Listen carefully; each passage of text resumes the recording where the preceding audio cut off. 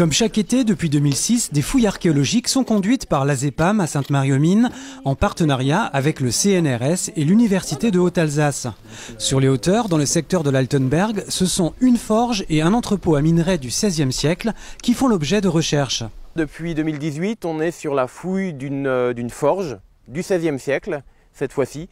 Une forge du XVIe siècle qui fabriquait, qui réparait les outils des mineurs.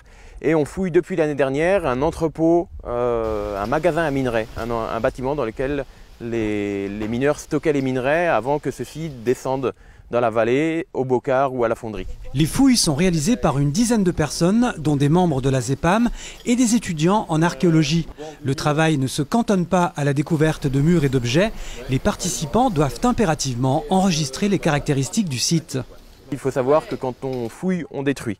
C'est ça, on ne peut connaître ce qu'il y avait dans le sol qu'en fouillant petit à petit ce qu'on trouve. Et donc on identifie chaque niveau de terre qu'on découvre avec un numéro d'unité stratigraphique, on appelle ça.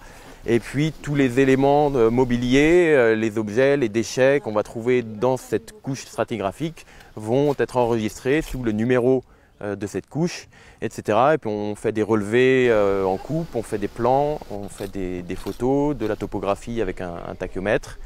Et toutes ces techniques d'enregistrement qui permettent d'avoir la documentation et de pouvoir ensuite reconstituer le site et le comprendre lors de l'étude en laboratoire.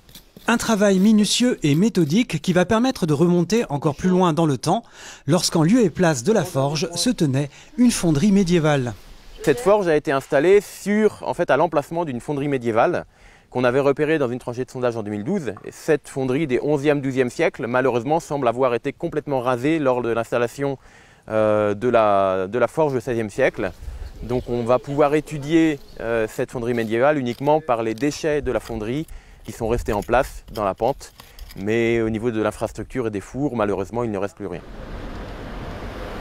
Autre chantier de l'ASEPAM à Sainte-Marie-aux-Mines, celui de l'ancienne auberge de la Bloume, place de la Fleur, le rendez-vous habituel des mineurs du XVIe siècle. L'auberge où ils se retrouvaient après le travail pour boire un verre. Et donc cette auberge, c'est un bâtiment qui est resté en place jusque dans les années 1910, qui a ensuite été détruit. Et d'autres activités ont ensuite pris place à cet endroit. Les aléas de la fouille ont permis de mettre à jour une portion d'un ancien canal.